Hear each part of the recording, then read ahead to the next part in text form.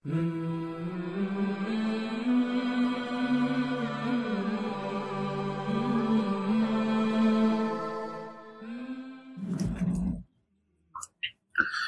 वालेकुम वरहमतुल्लाहि वबरकातुह।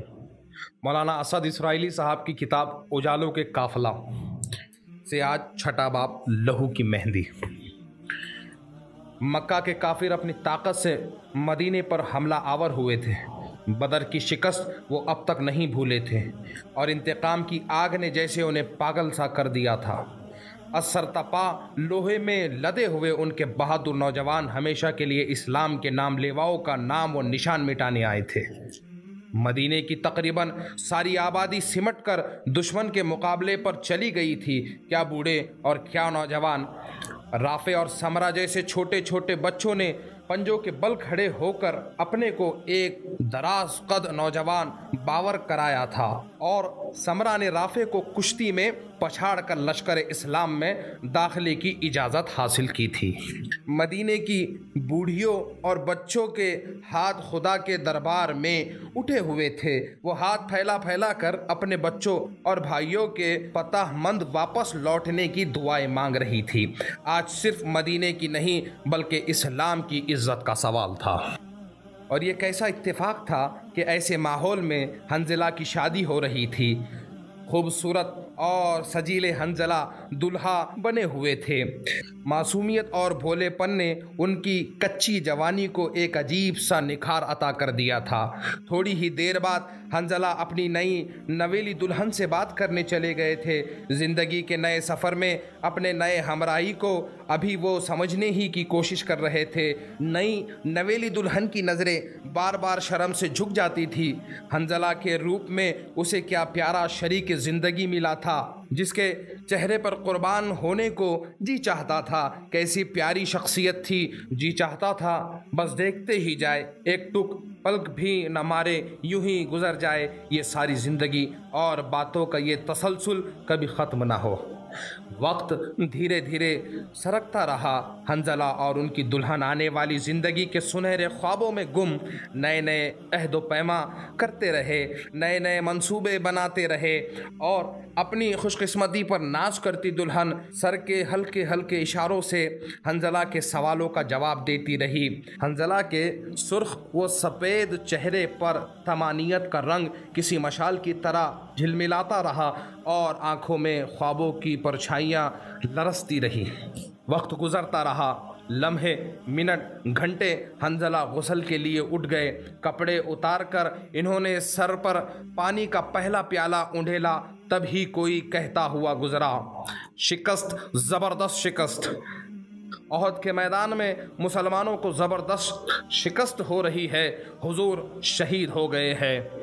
حنضلہ کا سارا جسم جھنجھلا اٹھا۔ وہاں لشکر اسلام پر آفت ٹوٹ رہی ہے، یہاں وہ اپنی دلہن سے لگے بیٹھے ہیں، جیسے کہ ایک اندھیرا سا ان کے آنکھوں میں چھا گیا۔ وہ اسی طرح کھڑے ہو گئے، سر کے بال اوپر سے بھیگ گئے تھے۔ کمرے سے انہوں نے اپنی تلوار اٹھائی، نیام سے نکال کر سونت لی، ایک زخمی سی آلودائی نظر اپنی دلہن پر ڈالی۔ نئی دلہن نے گھونگھٹ الٹ کر دیکھا، اس کا سرتاج جہاد کے جوش میں سرشار ہو کر کچھ اور بھی خوبصورت دکھائی دینے لگا تھا۔ اس نے بہت کچھ کہنا چاہا لیکن لفظ اس کے ہونٹوں میں ٹوٹ ٹوٹ کر رہ گئے۔ آنسوؤں کی دھاریں موٹی موٹی آنکھوں سے برس پڑی۔ اس کی سمجھ میں نہیں آ رہا تھا کہ اچانک حالات نے یہ کون سی کروٹ لے لی ہے۔ خدا حافظ سرتاج، لرزتی ہوئی آواز میں دھیرے سے وہ اتنا ہی کہہ سکی۔ خدا حافظ، مضبوط آواز میں حنضلہ نے کہا، اور ایک لمحے کی تاخیر کیے بنا میدان احد کی طرف بھاگتے چلے گئے۔ دوپہر کی آگ میں تپتا ہوا احد کا یہ میدان انہیں اس وقت پھولوں کی سیج سے بھی پیارا لگنے لگا تھا۔ شام کے سائے پھیلنے لگے تھے، احد کے میدان پر بھی سناٹا چھا گیا تھا۔ نہ جانے کتنے انصار اور مہاجروں کی لاشیں خاک و خون میں لتھڑی پڑی تھی۔ انہی میں ایک طرف نئے دلہا حنضلہ کی لاش بھی پڑی ہوئی تھی۔ ان کے جسم پر نہ جانے کتنے زخم تھے، سارا جسم لہو لہو ہو گیا تھا۔ اپنے خون میں ڈوبے ہوئے حنضلہ اب بھی مسکراتے ہوئے لگ رہے تھے، جیسے گویا سچ مچ کے دلہا تو وہ اب ہو۔ ان کی نئی نویلی دلہن پھولوں کی سیج پر ان کا انتظار کرتی رہ گئی۔ اس کی آنکھیں دروازے پر ہی لگی رہ گئی، کم از کم اپنا غسل پورا کرنے تو وہ ضرور آئیں گے۔ لیکن حنظلہ غسل کیا کرتے، وہ تو لہو سے ہی غسل کر چکے تھے، اسی لیے تو ان کو دفنانے سے پہلے غسل بھی نہ دیا گیا جو ہر میت کو دیا جاتا ہے۔ مسجد نبوی میں بیٹھے ہوئے حضور اشکبار آنکھوں سے کہہ رہے تھے، کیا ہوا حنظلہ اگر اپنا غسل پورا نہ کر سکے؟ سچ میں دیکھ رہا ہوں خدا کے مقدس فرشتے حنظلہ کو غسل دے رہے ہیں۔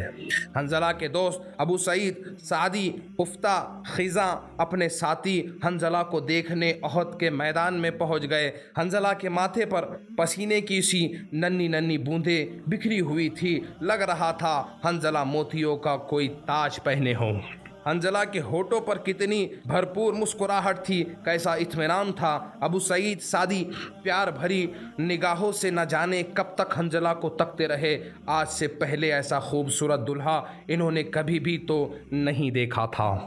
وحدت ویژن میں آج بس اتنا ہی، کل انشاءاللہ ہم اس کا 8واں باب سنیں گے، زندگی۔ بس چلتے چلتے میں طیب ظفر آپ سے ودا لیتا ہوں، اس امید کے ساتھ کہ آپ اس کو زیادہ سے زیادہ شیئر کریں گے اور لوگوں تک پہنچائیں گے۔ السلام علیکم ورحمۃ اللہ وبرکاتہ۔